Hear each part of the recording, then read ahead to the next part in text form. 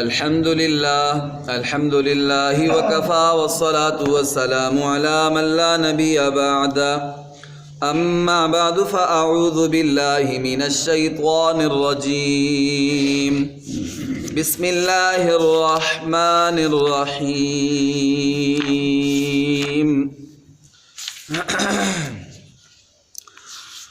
وَكُلًّا نَّقُصُّ عَلَيْكَ مِنْ أَنبَاءِ الرُّسُلِ مَا نُثَبِّتُ بِهِ فُؤَادَكَ وَجَاءَكَ فِي هَٰذِهِ الْحَقُّ وَمَوْعِظَةٌ وَذِكْرَىٰ لِلْمُؤْمِنِينَ وَقُل لِّلَّذِينَ لَا يُؤْمِنُونَ اعْمَلُوا عَلَىٰ مَكَانَتِكُمْ إِنَّا عَامِلُونَ وَانتَظِرُوا إِنَّا مُنتَظِرُونَ وَلِلَّهِ غَيْبُ السَّمَاوَاتِ وَالْأَرْضِ وَإِلَيْهِ يُرْجَعُ الْأَمْرُ كُلُّهُ فَاعْبُدْهُ وَتَوَكَّلْ عَلَيْهِ وَمَا رَبُّكَ بِغَافِلٍ عَمَّا تَعْمَلُونَ صدق اللہ العظیم۔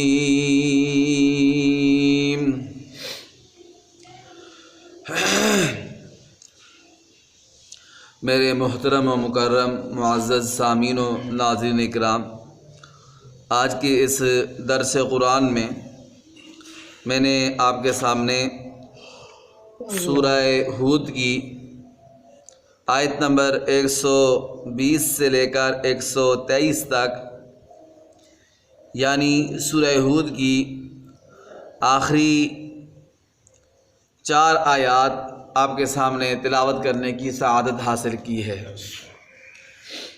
میرے معزز سامعین، آج کے اس درس قرآن میں ہم یہ جاننے کی کوشش کریں گے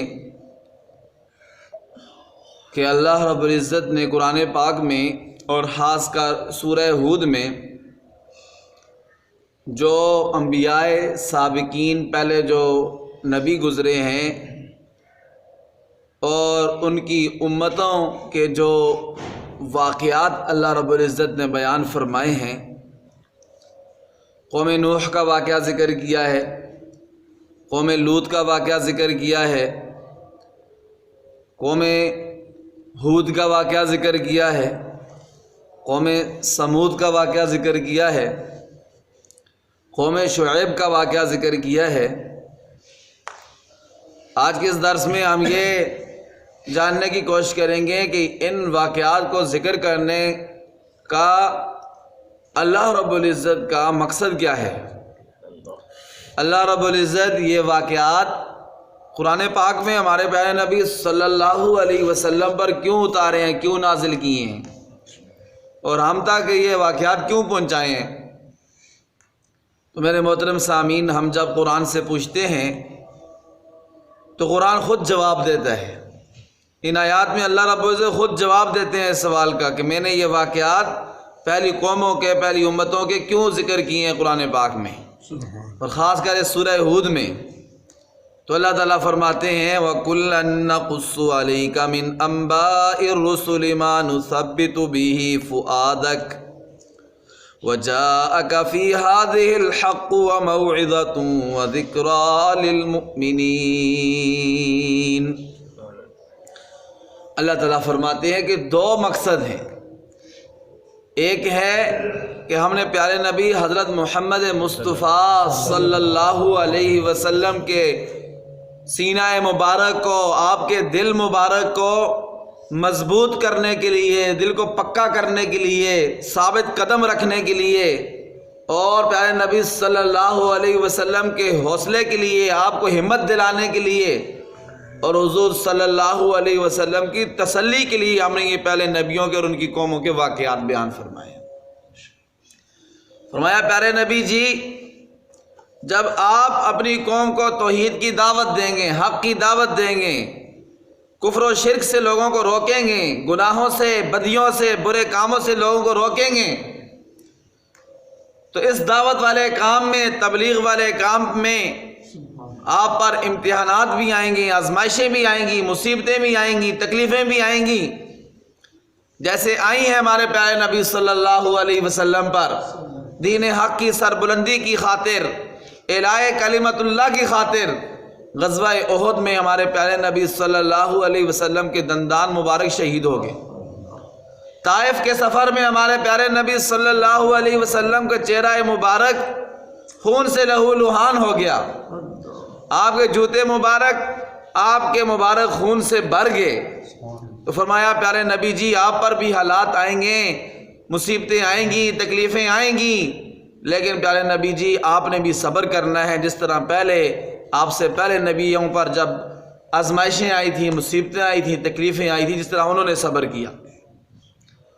تو ہم یہ واقعات اس لیے بیان فرماتے ہیں کہ دیکھیں حضرت نوح علیہ السلام نے 950 سال دعوت دی اپنی قوم کو، دن کو بھی، رات کو بھی، سردی میں بھی، گرمی میں بھی، اعلانیہ بھی اور خفیہ بھی، گھر گھر جا کر بھی دعوت دی 950 سال، لیکن قوم والوں نے مانا نہیں، تنگ کیا، پریشان کیا، بات کو سنا نہیں، اپنے اوپر کپڑے ڈال لیتے تھے، اپنی کانوں میں انگلیاں ٹھونس لیتے تھے کہ کہیں ان کی آواز ہمارے کانوں میں نہ پڑ جائے۔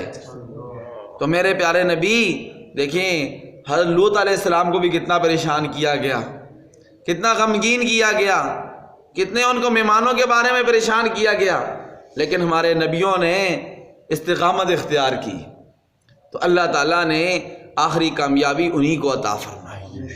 ہمارے پیارے نبی جی اسی طرح آپ پر بھی جب حالات آئیں تو آپ نے ان سابقہ نبیوں کے واقعات پڑھ لینے ہیں، اللہ تعالیٰ آپ کے دل کو بھی تسلی عطا فرمائے۔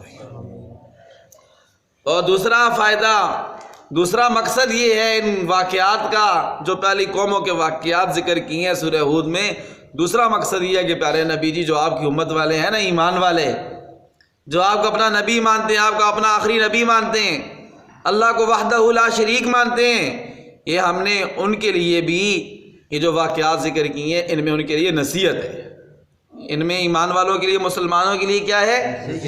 نصیحت ہے کہ چنگے کام کرو، کیا کرو؟ اچھے کام کرو، تمہارے لیے نصیحت ہے اس میں، اور یاد دہانی ہے برے کاموں سے روکنے کے لیے کہ دیکھو اگر تم اچھے کام کرو گے تو اللہ تعالیٰ تمہیں ویسے بچائیں گے جیسے پہلے نبیوں کی امتوں کو اللہ تعالیٰ نے جو ان پر ایمان لانے والے تھے ان کو بچایا، ان کی حفاظت فرمائی۔ کیسے ایک ہی پانی ہے، اس میں موسیٰ علیہ السلام کے ماننے والوں کو اللہ نے پار کر دیا اور نافرمانوں کو اللہ تعالیٰ نے اسی پانی میں ڈبو کے غرق کر دیا۔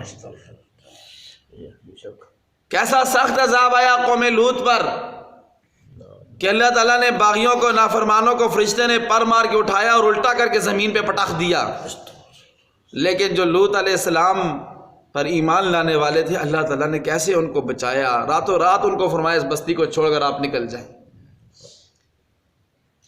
اسی طرح قوم شعیب، قوم سمود، قوم ہود، یہ سارے واقعات فرمایا پیارے نبی نے اس لیے بیان کیے تاکہ آپ کی امت والے جو آپ پر ایمان لانے والے ہیں، مسلمان ہیں، وہ ان سے سبق حاصل کریں۔ ان سے کیا کریں؟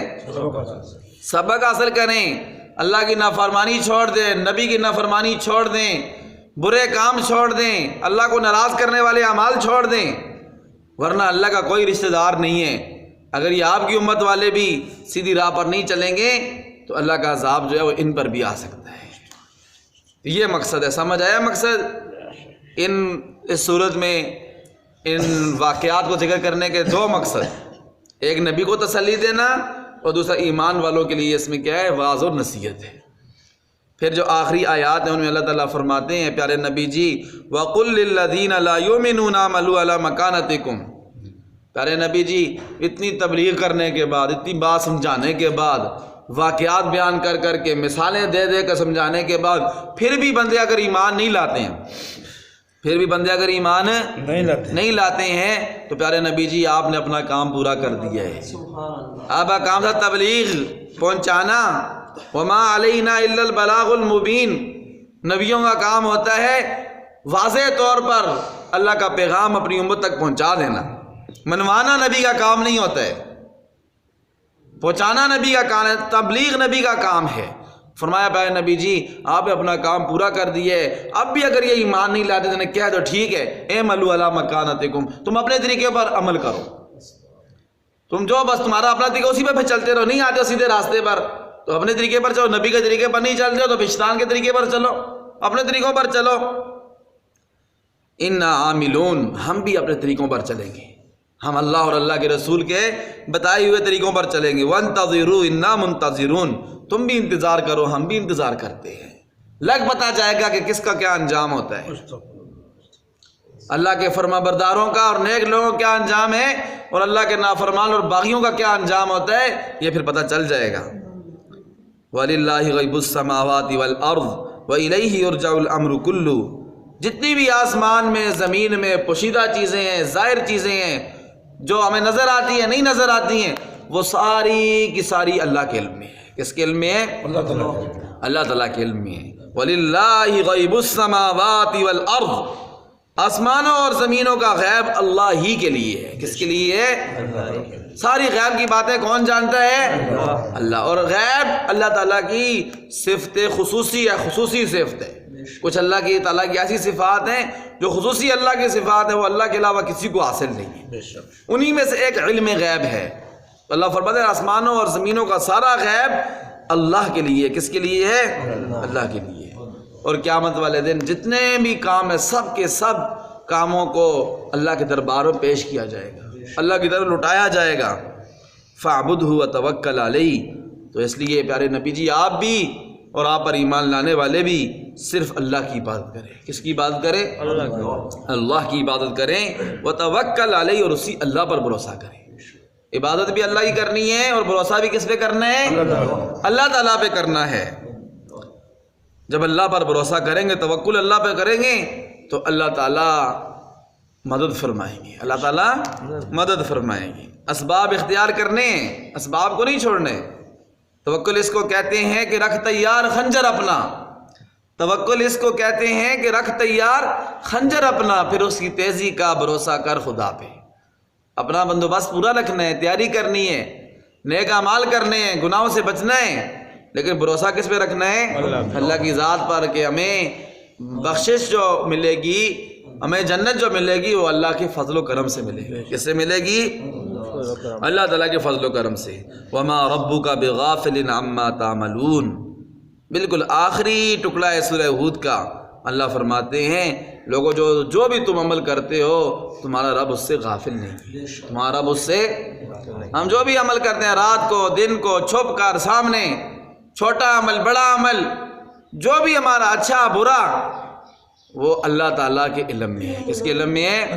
اللہ تعالیٰ اس کو دیکھ رہے ہیں۔ بندہ اگر اس آیت کو بھی اگر پلے باندھ لینا مضبوطی کے ساتھ، ہر وقت یاد رکھے کہ جو بھی میں عمل کرتا ہوں اللہ تعالیٰ مجھے دیکھ رہے ہیں، تو انسان کے سیدھا ہونے کے لیے یہی کافی ہے۔ انسان کے سیدھا ہونے کے لیے یہی کافی ہے۔ جیسے وہ کہتے ہیں، ایک واقعہ مشہور ہے، استاد نے کہا 3 شاگردوں کو کہ جاؤ تم، کیا کہتے ہیں اس کو، یہ مرغی وہاں ذبح کر کے ہو جہاں کوئی دیکھتا نہ ہو، 2 ذبح کر کے لے آئے اور ایک ویسی خالی لے آیا۔ تو اس نے کہا جی تجھے کوئی جگہ نہیں ملی تھی؟ اس نے کہا میں جدھر بھی گیا تھا استاد جی آپ نے ہمیں سب پڑھایا تھا کہ اللہ تعالیٰ ہر جگہ جو موجود ہیں، اللہ تعالیٰ ہر جگہ دیکھ رہے ہیں۔ یہ بھی ہمیں بھی یہ یاد دہانی ہونی چاہیے کہ جو بھی ہم عمل کرتے ہیں اللہ کی ذات اس سے باخبر ہے، اللہ تعالیٰ دیکھ رہے ہیں۔ جب یہ ہمارا تصور مضبوط ہو جائے گا تو پھر ہم سے برے کام نہیں ہوں گے اور اچھے اعمال جو ہے وہ ہم سے صادر ہوں گے۔ اللہ تعالیٰ ہمیں توفیق عطا فرمائے۔ یہ ان آیات کا مختصر سا خلاصہ تھا جو آپ کے سامنے ذکر کیا ہے۔ اب ان کا ترجمہ سماعت فرمائیں۔ اعوذ باللہ من الشیطان الرجیم، جی ترجمہ کریں۔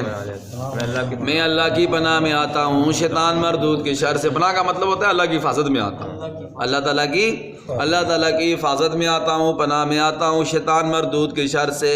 بسم اللہ الرحمن الرحیم، جی میں شروع کرتا ہوں اللہ کے نام سے جو نہایت مہربان بڑا رحم کرنے والا ہے۔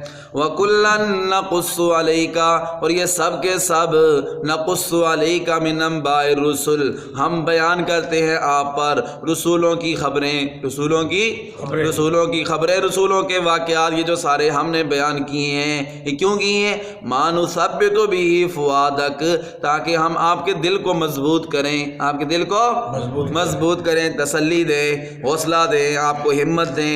وَجَاءَكَ فِي هَذِهِ الْحَقُّ، اور اس صورت میں حق آ گیا ہے آپ کے پاس، وَمَوْعِظَةٌ، اور نصیحت ہے، وَذِكْرَىٰ لِلْمُؤْمِنِينَ، اور یاد دہانی ہے ایمان والوں کے لیے۔ ایمان والوں کے لیے کیا ہے؟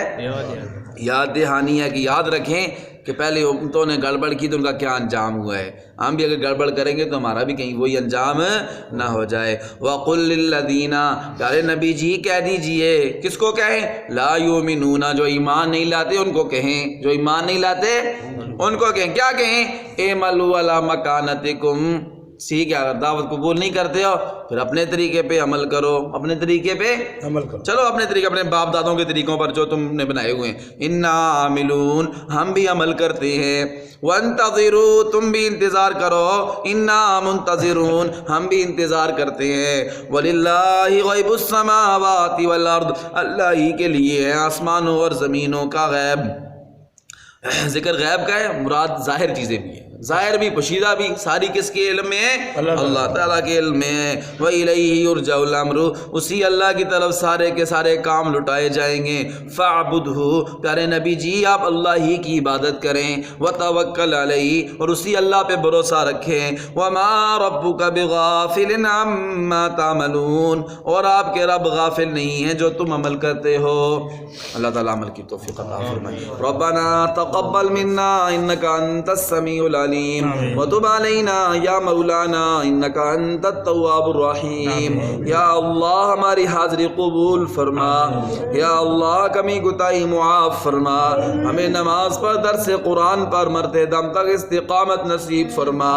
یا اللہ جتنے بھی ایمان والے فوت ہو چکے ہیں، خصوص بالخصوص ہمارے والدین میں سے، ہمارے عزیز و اقارب میں سے، ہمارے آباء و اجداد میں سے، یا اللہ نمازیوں میں سے، محلے والوں میں سے، سب کی بخشش فرما، ان کی روحوں کو اس کا ثواب پہنچا۔